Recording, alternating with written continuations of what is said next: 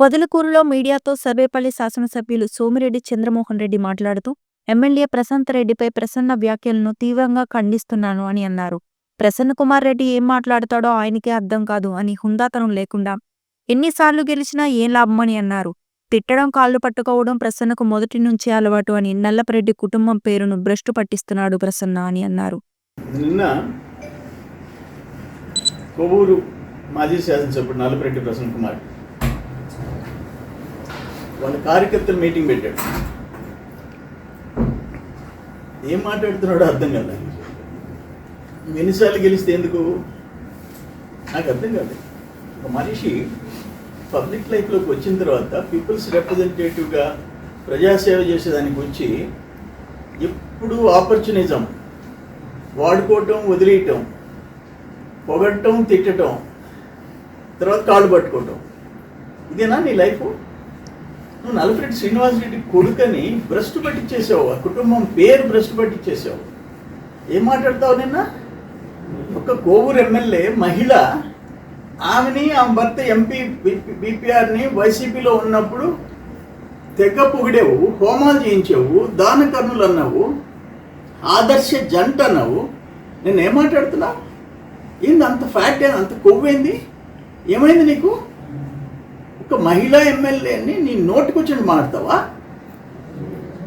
భార్యాభర్తలకి మధ్య తగులు పెట్టేదానికి ప్రయత్నం చేసినట్టు చేస్తావు. నీ వల్ల అవుద్దా? అంటే కనీసం మర్యాద లేదా నీకు? ఏమనుకుంటున్నావు? నేను మాట్లాడింది సమాజం ఒప్పుకోదు, సమాజం ఒప్పుకోదు, రాజకీయాలు కాదు అక్కడ. ఇంత నీచంగా తయారైపోయినావు. నీ ఒక్కసారి నీ సంగతి చూస్తే 1996లో చంద్రబాబుని ఇంటికెళ్ళి ఈడ్చుకెళ్తూ కొడతా, చంద్రబాబుని కొడతా. 96 ఎలక్షన్స్ ముందు లక్ష్మీపార్వతి పార్టీలో ఉండి నువ్వు వాడిన భాష చంద్రబాబుని ఇంటికెళ్ళి కొడతా మాట్లాడినాడు. పార్లమెంట్ ఎలక్షన్స్ అయిపోయినాయి. నేను బాబు గారి ఇంటికి పోయి, సీఎం గారి ఇంటికి పోయి వస్తుంటే జయప్రదతో కూడా కలిసి లోపల బాబు గారిని కలిసి బయటకు వస్తున్నాడు. బాబు గారు కాళ్ళు పట్టుకున్నాడంట లోపల. జస్ట్ పార్లమెంట్ ముందు లక్ష్మీపార్వతి పార్టీలో చంద్రబాబు నాయుడిని ఇంటికెళ్ళి కొడతా. పార్లమెంట్ ఎలక్షన్స్లో 0, గుండు 0. నేనట చంద్రబాబు నాయుడు గారి ఇంట్లోకి వెళ్ళేటప్పటికీ జయప్రద గారితో కూడా బయట వస్తున్నాడు. ఏందైనా అక్కడ అడిగితే ఆ పిఎల్ని, ఇప్పుడే బాబు గారు కాళ్ళు పట్టుకున్నాడు, నేను పొరపాటు చేశాను, మీతో ఉంటాను, నన్ను క్షమించండి అని చెప్పి అడిగాడు. అయిపోయింది. తర్వాత షర్మిలమ్మ పాదయాత్ర చేసింది.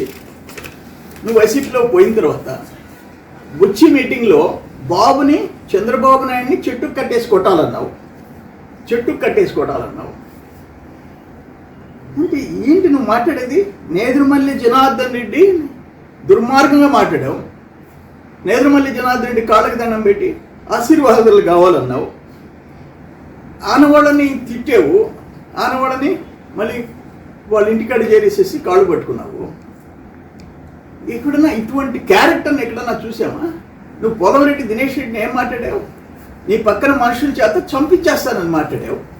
ఎప్పుడన్నా చూసామా? నీ మీద పోలవరెడ్డి ఎమ్మెల్యేగా గెలిచినోడు కుర్రోడు రాజకీయాల్లోకి వచ్చాడు. నువ్వు ఏం మాట్లాడావు? అతని క్యారెక్టర్ గురించి ఏం మాట్లాడించావు పక్కనోడి చేత? నీ పక్కన ఉండేవాడు అతన్ని చంపేస్తాను అని అంటే నువ్వు సమర్థించి మాట్లాడావు నెక్స్ట్ ప్రెస్ కాన్ఫరెన్స్లో. నా విషయం తీసుకో. నీ కాకాని గోవర్ధన్ రెడ్డి మా తల్లిని తండ్రిని నీచంగా మాట్లాడితే నువ్వు ఖండించాలా? ఎందుకంటే మా తల్లి వచ్చి నీ మేనత్త. నీకు సిగ్గులే. ఈరోజు కాకాని గోవర్ధన్ రెడ్డి చేసిన పాపాలకి జైల్లో ఉంటే పెద్దిరెడ్డి రామచంద్రారెడ్డి దగ్గర నుంచి సజ్జల రామకృష్ణారెడ్డి దగ్గర నుంచి ఇక్కడ ఉండే ఎమ్మెల్యేలు, ఎంపీలు, ఎమ్మెల్సీలు, ఎంపీలు, మాజీ ఇన్ఛార్జీలు, మాజీ ఎమ్మెల్యేలు ఒక్కరు కాకాని పరామర్శించారే కానీ, జైల్లో పోయి చూసి వచ్చారే కానీ చంద్రమోహన్ రెడ్డి పేరెత్తలా. నువ్వు ఒక్కడమే. నీ సతీమణి, నీ కుమారుడు, నీ కోడలు, నీ మనవళ్ళు, మనవరాలని తీసుకుపోయి కాకానింటికి గంటలు కూర్చొని బయటకు వచ్చి నోటికి వచ్చినట్టు మాట్లాడావు. నీకు సిగ్గులే. నీ ముఖం కాకాని గోవర్ధన్ రెడ్డి చూడలే.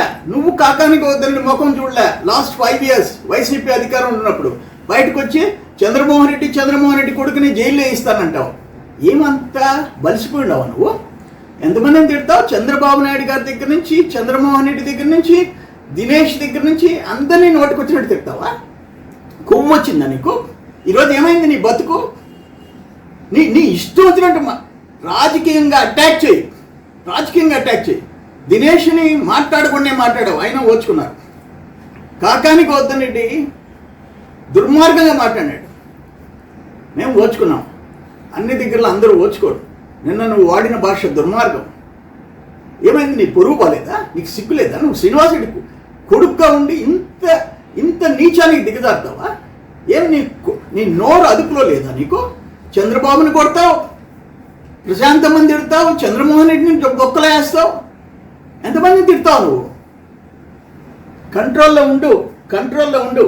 ఈరోజు నీ మీద వేమిరెడ్డి ప్రశాంత్కి 54,600 మెజారిటీ వచ్చింది. సిగ్గులే?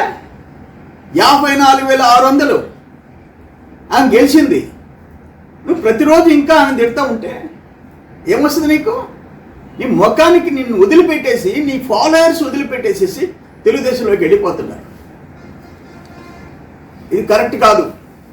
దీన్ని తీవ్రంగా ఖండిస్తున్నాం. నీ భాష కంట్రోల్ చేసుకో. ఇంకైనా బుద్ధి రావాలి నీకు. ఒక పక్కన మాకు ఆమె పెద్ద ఇంట్లో ఉండింది అనేది ఒక్కటే మాకు కొరత. ఆమె ఇంట్లో ఉన్నప్పుడు జనం తిరగబడ్డారని ఉన్నావు. నేను నా పేరు ప్రకటించాడు పెద్ద ఆయన ఎన్టీ రామారావు గారు కోవూరు బై ఎలక్షన్లో. సేనమామ కాంగ్రెస్లో ఎమ్మెల్యేగా చనిపోయినాడు. తీసుకుపోయి నీకు టికెట్ ఇప్పించాము.